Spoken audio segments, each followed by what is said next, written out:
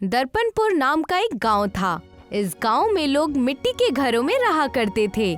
गांव के लोग बहुत ही खुशहाल जिंदगी जी रहे थे। इसी गांव में एक महेश नाम का आदमी था। महेश अपनी बीवी के साथ आम के बागान में फल जमा कर रहा था। अरे शिवानी, आम की बरकत बहुत अच्छी हुई है। हाँ, बिल्कुल सही कह रहे हैं। इस साल बागान में फलों की पैदावार बहुत अच्छी हुई है और साथ ही साथ खेतों की फसल भी बहुत अच्छी हुई है। हाँ, इस साल पैसे बहुत होंगे हमारे पास। और यदि कहीं दिक्कत आई तो आप घर बनाने का जो काम करते हैं उससे ठीक हो जाएगी। हाँ, ठीक कहती हो। अच्छा चलो, अब मैं इन्हें बाजार में बेच लाता हूँ और शाम को घर पर मिलते हैं। जी, मैं भी तब तक घर के सारे काम निपटा देती हूँ। महेश फलों की टोकरी लेकर बाजार की ओर निकल पड़ा। महेश जैसे ही अपनी दुकान में आकर बैठता है, वहाँ प्रधान और कुछ लोग उससे फल खरीदने आते हैं। अरे भाई महेश, लगता है इस बार बागान में फल बहुत बढ़िया हुए हैं, क्यों? हाँ प्रधान जी, बिल्कुल ठीक कह रहे हैं। मैं और शिवानी आज इसी बात पर बात कर रहे थे। फलों की बात बहुत कर ली महेश, मुझे तुमसे कुछ जरूरी बात करनी है। क्या बात है प्रधान जी? दरअसल बात यह है कि कस्बे के मिट्टी के घर काफी पुराने हो चुके हैं और हम सोच रहे थे कि अब से हमें पक्के मकान बनाने चाहिए जो ज्यादा वक्त तक टिके रहे। हाँ, आप ठीक कह रहे हैं। मैं भी कुछ दिनों से अपने मकान को पक्का मकान बनाने की सोच रहा था, लेकिन बड़ी दिक्कत यह है कि कस्बे का हर आदमी पैसे कहाँ से लाएगा। हाँ, और इसी वजह से मैंने ठेकेदार से बात करने की सोची है। आज दुकान बंद करने के बाद तुम मेरे साथ ठेकेदार के यहाँ चला, जैसा आप कहे प्रधान जी। प्रधान अपनी बात कहकर वहाँ से चला जाता है और महेश प्रधान के साथ ठेकेदार के घर आ गया था। क्या बात है प्रधान और महेश, कैसे आना हुआ? वो जरूरी काम था ठेकेदार, तो तुमसे पूछने आ गए और महेश को भी मैं इसी वजह से अपने साथ लेकर आया हूँ। तो बताओ क्या काम है? जी ठेकेदार जी, मैं बताता हूँ। हम सोच रहे थे कि लोगों के मिट्टी के घर पुराने हो गए हैं, तो अब हम सब घरों को नए सिरे से पक्के घरों में तब्दील कर दे। अच्छा तो ये बात है। लेकिन कस्बे में एक घर तो है नहीं, बहुत सारे घर हैं, तो इतने पैसे कहाँ से लाओगे? इसी वजह से तो आपके पास आए थे। हाँ, आप अभी हमारी मदद कर देते तो सारे कस्बे वाले आपको धीरे धीरे पैसे लौटा देते। मजाक है क्या? मैं ऐसी कोई मदद नहीं करने वाला। पैसे लेकर आओ, फिर बात करेंगे इसके बारे में। मुझे बाहर से लोग भी बुलाने होंगे और घर बनाने के चीजों के मोल भी चुकाने होंगे। ठेकेदार जी, लोग तो हमें कस्बे में मिल जाएंगे और कुछ पैसे जोड़ जाड़ कर दे भी देंगे। आप एहसान करके एक बार और सोच लीजिए और मदद कर दीजिए हमारी। छह, बस भी करो। तुमसे मोहब्बत से बात करने की कोशिश कर रहा हूँ, इसी वजह से इतनी बात बढ़ रही है। मैं नहीं करता। पैसे लाओगे तब काम होगा, वरना नहीं होगा। अब जाओ। एक बार सोच तो लीजिए ठेकेदार जी, कोई तो रास्ता होगा। लोग परेशान हो जाएंगे आने वाली बारिश से, हमें उनकी कुछ तो मदद करनी होगी ना। हाँ, ठीक कह रहे हो कि लोग परेशान हो जाएंगे, और अगर उन्हें इतनी ही दिक्कत है तो सबसे कहो कि अपने पास से मुझे एक एक बीघा जमीन मुझे दे दे। क्या कहते हो? महेश, चलो चलते हैं। मुझे मालूम था कि ऐसा ही जवाब मिलेगा, पर मैं फिर भी कोशिश करने की सोची और तुम्हें भी यह सब देखना पड़ गया। पर प्रधान जी। प्रधान महेश को इशारा करता है और महेश अपने शब्दों को पीसकर पी जाता है। ठेकेदार की बात सुनकर महेश परेशान होकर अपने घर लौट आता है। शिवानी उसके चेहरे पर ये मायूसी देखकर उससे पूछती है, अरे जी, क्या हुआ? आखिर बात क्या है? कुछ नहीं शिवानी, बस ये ठेकेदार की बात सुनकर मुझे बहुत दुख हुआ। ऐसा क्या कह दिया उन्होंने? ठेकेदार से कस्बे वालों की मदद करने के लिए कहा तो उन्होंने खरी खोटी सुनाकर लौटा दिया। अब तो बरसात का महीना भी आ रहा है और लोगों के घर पुराने हो चुके हैं। पता नहीं अब क्या होगा। आपका मन बहुत ही कोमल है। आप सब गांव वालों के लिए इतना सोच रहे हैं। मालिक करे कि आपको इस परिस्थिति को पार करने की शक्ति मिले। काश मैं कुछ कर पाता अपने कस्बे के लिए। अब सो भी जाइए, मार्ग के बारे में कल सोचिएगा। ठीक है शिवानी, अब और कर भी क्या सकते हैं। महेश सो जाता है और उसे एक ख्वाब आता है। ख्वाब में महेश एक आम के दरख्त के पास आम उठा रहा है और उस आम को खोलकर देखता है कि उसमें एक कांच का बीज है। कांच का बीज वो जमीन में गाड़ देता है और वहां पर एक दरख्त उगाता है जिसमें कांच लटके थे, मानो उस दरख्त पर कांच फलों की तरह उगाए हों। सुबह हो गई।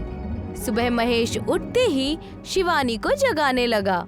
शिवानी उठो, शिवानी। क्या बात है जी, कौन सी मुसीबत आ गई है सुबह सुबह? अरे कोई आपदा नहीं, मुझे बस एक ख्वाब आया था और उस ख्वाब में मैंने देखा कि आम की गुठलियों की जगह एक कांच का बीज है और उससे ऐसे दरख्त तैयार हो रहे हैं जिसमें कांच लटके हुए हैं। पर ये तो बस एक ख्वाब है जी, आप भी ना। डूबते को तिनके का सहारा जानो। कल ही हमने कोई रास्ता मांगा था, शायद ये वही हो। मैं समझती हूँ कि आप गांव वालों की मदद करना चाहते हैं, मगर इस तरह से ख्वाब को सच मान लेना आपकी सेहत के लिए ठीक नहीं है। तुम कुछ भी कहो, पर बस चलो मेरा दिल रखने के लिए एक बार देख आते हैं। अच्छा जी, ठीक है। आओ चलते हैं।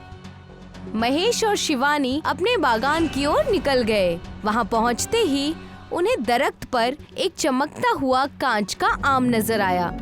देखा, मैंने कहा था ना तुम्हें, ये ख्वाब हकीकत में बदल जाएगा। हाँ जी, आप एक काम कीजिए, आप इस आम को तुरंत तोड़ दीजिए। महेश तुरंत एक पत्थर मारता है और वो कांच का आम नीचे गिर पड़ता है। उस आम को जैसे ही महेश खोलने की कोशिश करता है, वो आम खुल जाता है और उसमें से एक कांच का बीज बाहर आता है।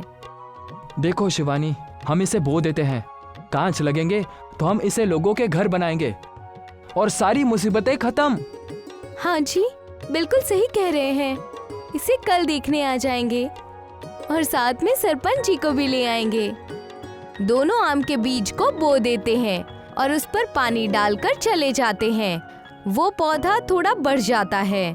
वो दोनों अपनी खुशी में आगे चले जाते हैं और कल का इंतजार करते हैं। रात बीत गई और नई सुबह आई।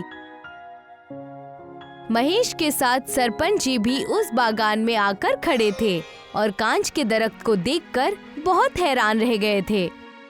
अरे, तुमने तो कहा था कि बीज कल ही बोया है, ये तो पूरा का पूरा दरख्त है। जी प्रधान जी, अब कस्बे से कुछ लोगों को जोड़कर हम सबके घर बनाना शुरू कर सकते हैं। हाँ, ठीक कहते हो। अब हमें ठेकेदार के पास भीख मांगने की जरूरत नहीं है। तो क्या कहते हैं प्रधान जी, आज से ही शुरुआत कर दें? हाँ, शुभ काम में देरी कैसी। महेश ने घर बनाना शुरू कर दिया और अब एक हफ्ता बीत चुका था जिसमें महेश ने अपना और प्रधान का कांच का घर बना दिया था। महेश और प्रधान महेश के नए घर में बैठे थे। तभी वहाँ ठेकेदार आता है। और भाई महेश, क्या हालचाल? मेरे हालचाल तो बहुत ही अच्छे हैं, आप बताइए ठेकेदार जी। मैं भी ठीक हूँ, बस देखने आया था कि कस्बे में जो बात चल रही है उसमें कितनी हकीकत है। तो पता चल गया? हाँ वही, तुम्हारा घर तो बहुत ही खूबसूरत बना है। वैसे महेश, बोलिए।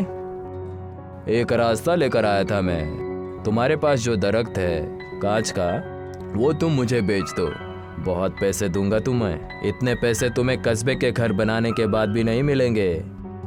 अच्छा, माफ कर दीजिएगा ठेकेदार जी, लेकिन मैं इससे कस्बे के घर बनाऊंगा और मुझे ये नहीं बेचना। क्या तुम ये कैसी बेवकूफ की तरह बातें कर रहे हो? ठेकेदार जी माफ कीजिएगा, पर मैं आपके तरह इस वरदान को कस्बे के लिए श्राप बनने नहीं दे सकता। अगर उनके पास ज्यादा पैसे आने के रास्ते होते या उनके पास पैसे होते तो मैं उस दिन आपसे विनती ही क्यों करता? थोड़ा ठंडे दिमाग से सोचो महेश। चलो, कांच का दरख्त बेचना नहीं चाहते तो मेरे साथ काम करो, इससे हमें काफी पैसे मिलेंगे। तुम्हें क्या लगता है कस्बे वालों को अगर सब कुछ मुफ्त में मिल जाएगा तो क्या वो आगे काम करने की चाह रखेंगे? तुम ही समझाओ प्रधान कुछ इसे। चुपचाप क्यों बैठे हो? मैं चुपचाप इसीलिए बैठा हूँ क्योंकि मैं तुम्हें इस हड़बड़ाहट में देखकर काफी हिल चुका हूँ। तुम्हारी तो जान ही निकल रही है इस कस्बे को बढ़ता देखकर, और ये देखकर कि कोई इस कस्बे की मदद कर रहा है। हाँ प्रधान जी, ठीक कह रहे हैं आप। पहले तो आप हमारी मदद करने आए नहीं ठेकेदार जी, और जब हमारे पास दूसरे रास्ते आए हैं तो आप हमारी मदद करने की जगह उल्टा भड़काने आए हैं। शे, तुम लोग कभी समझने नहीं वाले। जो समझ में आए वो करो। ये कहकर ठेकेदार वहाँ से गुस्से से चला गया और प्रधान फिर से महेश से कहने लगा, महेश, ध्यान रखना, ये ठेकेदार कुछ भी कर सकता है अपने जलन में आकर। जैसा आप कहे प्रधान जी। अब हम वैसे भी कांच के घर बनाना शुरू करेंगे और हमारा इनसे ताल्लुक कम ही रहेगा। देखते ही देखते 1 महीना बीत गया। सारे कांच के घर बन चुके थे और कांच का दरख्त फायदेमंद साबित हुआ, जिस वजह से गांव के लोग आज उसके पास नारियल फोड़कर उसका पूजन करने के लिए खड़े थे। जय हो इस दरख्त की। गांव में बारिश से पहले सबके घर नए तरीके से बन गए। इससे बढ़िया और क्या हो सकता है। हाँ, इस दरख्त ने हमारी बहुत मदद की है। ये ठीक कह रहे हो। इस दरख्त की हम पर बहुत ही एहसान है, पर यह भी जानो, सिर्फ वरदान से ही कुछ नहीं होता। वो वरदान किस आदमी के हाथ में है ये भी बहुत मायने रखता है। इसीलिए तुम्हारे भी हम पर बहुत एहसान है महेश। आखिर तुमने अपना वरदान हम सब में बांटा जो है। तभी वहाँ ठेकेदार 2 गुंडों के साथ आ गया, जिनके पास कुल्हाड़ियाँ थीं। क्या कहना चाहते हो प्रधान? यानी वो वरदान मेरे हाथ लगता तो मैं इसे श्राप बना देता? मैंने आपका नाम तो नहीं लिया, पर आपने अभी अभी जो खुद का परिचय दिया है वो कुछ गलत नहीं है। ये कुल्हाड़ी लेकर इन 2 लफंगों के साथ आप यहाँ क्या कर रहे हैं? बहुत बोलता है, आप कहे तो उड़ा दूं ठेकेदार जी। अरे नहीं नहीं भैया, हम तो बस इस दरख्त को काटने आए थे।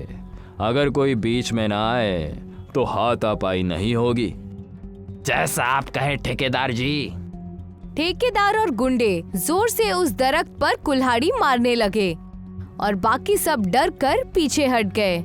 अचानक चारों तरफ से कांच की दीवारों ने उन्हें कैद कर लिया। बचाओ बचाओ! अरे, ये कांच की दीवारों पर हाथ पीट पीट कर क्या कर रहे हैं ठेकेदार जी? पता नहीं भैया, पर खुशी बहुत हो रही है। इसी तरह कांच के दरख्त ने फिर से एक बार गांव को बचा लिया और सब ठहाके लगाकर खुशी खुशी अपने कांच के घर में रहने लगे।